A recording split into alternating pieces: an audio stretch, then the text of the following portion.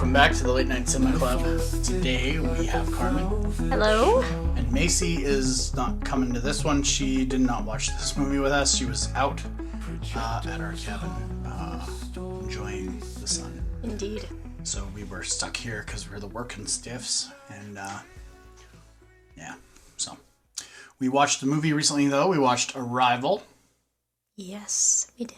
This is the Amy Adams and Hawkeye movie. Yeah, Amy Adams and Jeremy Renner.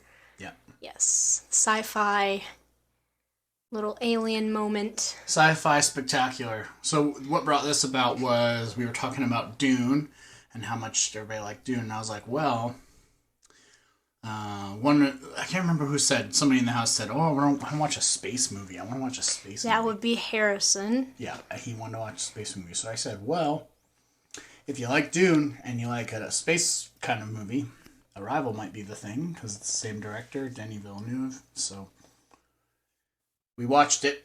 So tell me, Carmen, what did you expect going in? What were your preconceived notions of this movie? I had no idea what this movie was about other than it had Hawkeye in it and it was sci-fi-esque.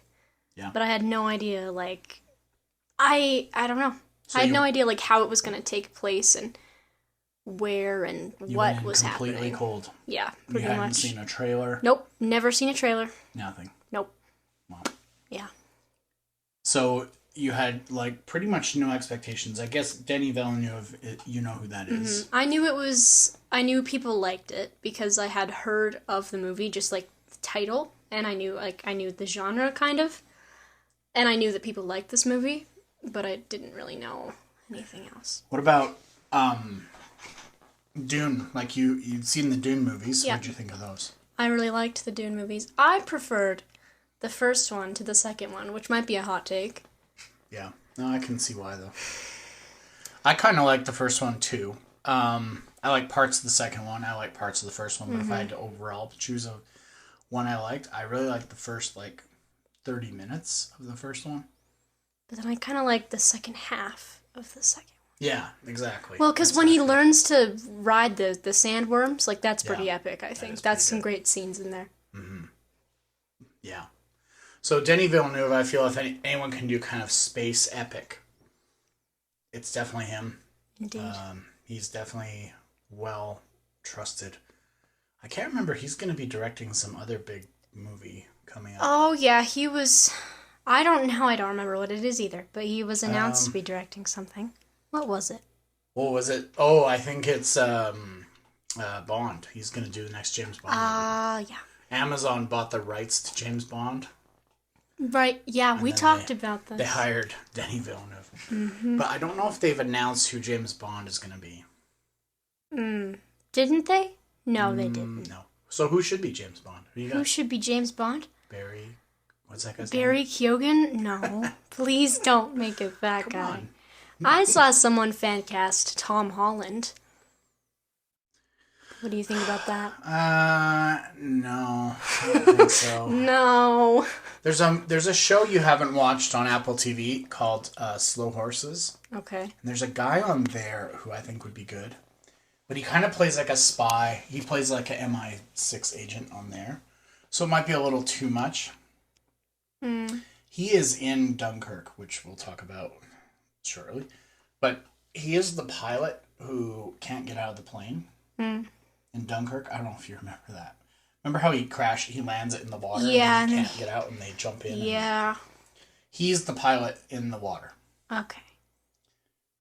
Anyway, you're probably racking your brain trying to remember. No, I don't remember what what he looks like, but I do remember that part of But I saw him in the Slow Horses TV show, which is actually quite good. If you haven't watched that, I highly recommend it.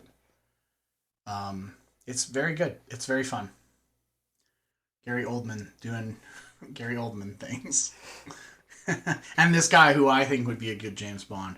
But maybe that's just because I've seen him as an MI6 agent for so many episodes. I think we get someone new. Okay. I Maybe mean, totally someone... totally unknown. Yeah. Yeah, I agree. Sometimes we try to cast these guys and we end up picking like if you'd have said, hey, that Corn Sweat guy, he could be Superman, I'd be like, who? Well, exactly. And now that I saw it, I'm like, oh yeah. Well, now that you know, that's Superman. Makes total sense. For sure. I think it's okay to admit if you have a man crush on someone. Yeah, I agree. Let the bromance commence.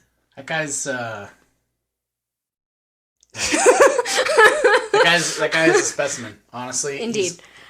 He's got those Chris Hemsworth vibes. He's like, I don't know. He seems chill.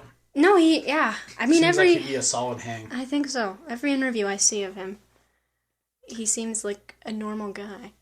Okay, so back to Arrival. What do you think of this movie? Do you think this is going to age well? Or was it dated, or is it kind of timeless in your head? I think this one will age well. I think you could still go back and watch this one because the way it utilizes any kind of CGI is pretty careful. It doesn't actually have a ton. So I think it's all fine. I think a lot of it lies in the performance of the actors, especially Amy Adams, who I can't believe. Did she win any awards for that? I hope she did. I don't recall. She's doing a lot of heavy lifting here, though. Yeah. It's, it is a lot of her. Without Amy Adams, this movie, would not have been as great. This is definitely the Amy Adams show, and Hawkeye is just lucky to be there. Yeah. It's a lot of her, but that's a good thing. Yeah. No, exactly. But, okay. Yeah. Was there any moments in this movie that surprised you? Or that you kind of like replay in your mind over and over? Just the way the whole aliens were interpreted. Yeah. Like the way that they appeared. The shape of the spaceship, the way that they looked in general. Like it was just very unique and new. Not any kind of... not any alien that I'd ever seen before in fiction. They wrote with like ink blobs, like it was all very distinct to this movie. Yeah. And it made it feel, I think that made it feel almost like less alien because it's not like you're not like waiting for like, some green goblin with like giant eyes to show up. It's actually like a new creature. And I think that makes it more interesting to watch. Yeah. Totally agree. I think also this movie does some kind of interesting stuff with like, it's not quite time travel, but it's almost like implanting memories at a point so that future you is receiving the information when you need it. So, like there's a crazy part where like the parts I think about are like when she's gonna talk to the Chinese guy on the phone and she's dialing him up. Mm-hmm. The Chinese president, but she has no idea what she's gonna say. But future guy is telling her what she said to him on the phone, even though she hasn't said it yet. Yeah. It almost like explained the whole Inception thing better than Inception in a way. Like it kind of oddly did that whole thing. So I think that's a part I think about a lot. I also think about the part where the aliens, where she like goes into the spaceship by herself and she's not like behind the glass, but she's like in there with them. And they tell her that like in 4,000 years or whatever, humans will help them. So they have to come and save humanity from itself now. Which is very interesting. The whole idea is unique, I think. And I like that. Like that their language is like not just a language, it's like a new way of thinking that unlocks like, the ability, not quite to time travel, right, but to know the future. Yeah. Know your future. You can only know things that you've experienced, I suppose, or are going to experience. Yeah, exactly. The memories have to be planted. Yeah, they are yours, but they haven't happened yet. Yeah, and the way the whole movie deals with the whole timeline of like the daughter and her knowing like that she has a daughter who dies even before the daughter is born, or even before she has a husband or whatever. It's very like, it's very clever, and I don't know if Denis Villeneuve wrote this movie. I guess I could look stuff up, but whoever wrote this is a genius. So that was good.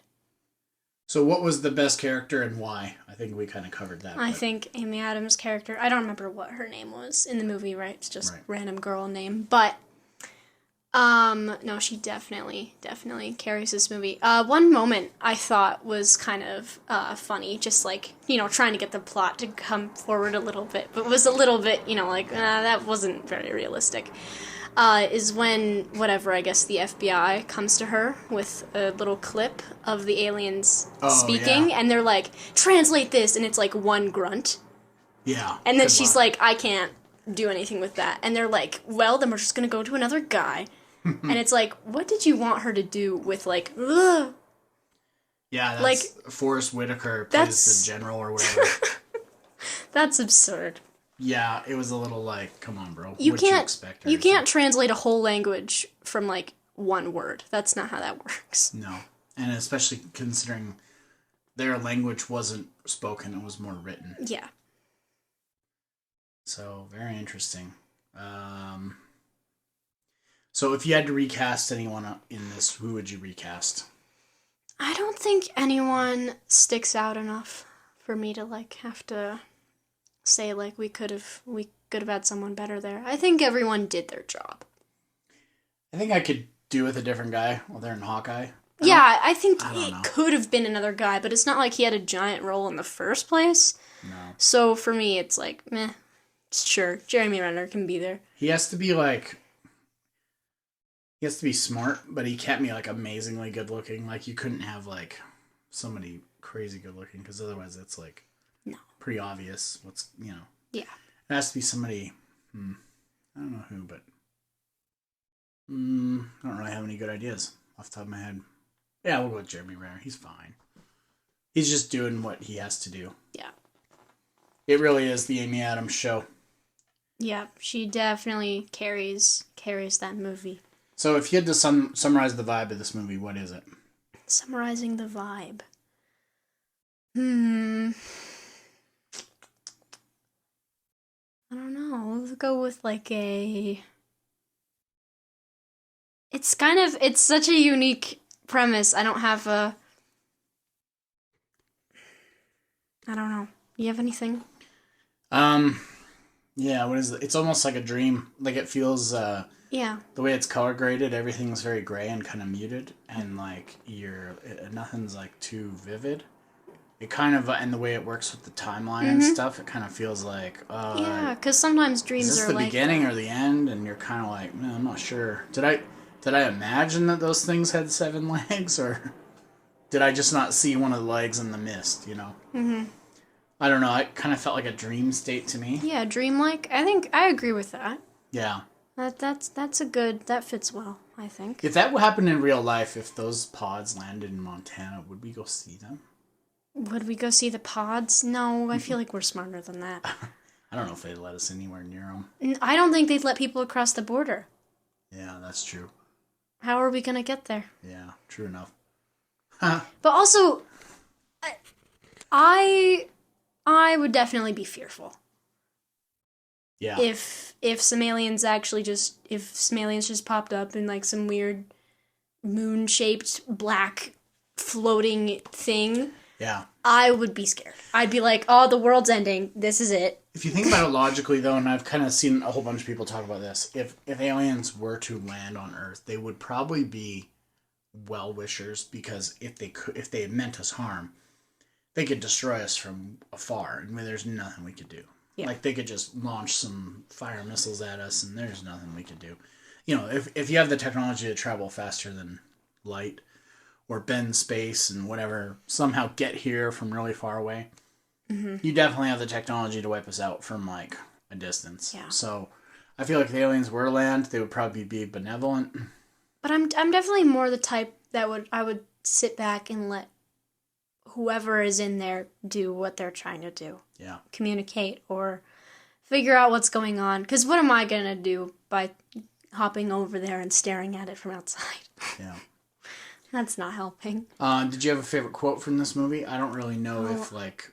I don't remember any quotes except for the one that made me cringe really hard at the end, which was when good old Jeremy Renner says, "You want to make a baby?" Oh, jeez. Which is a line that I don't think was necessary. Yeah, that line, yeah. That line. That stood out as being totally unhinged. No, that was not necessary. Okay, so that's not a favorite quote. It is That a was an quote. unfavorite quote. It's a quote. I'm sure there are good quotes from that movie, but I can't think of one off the top of my head.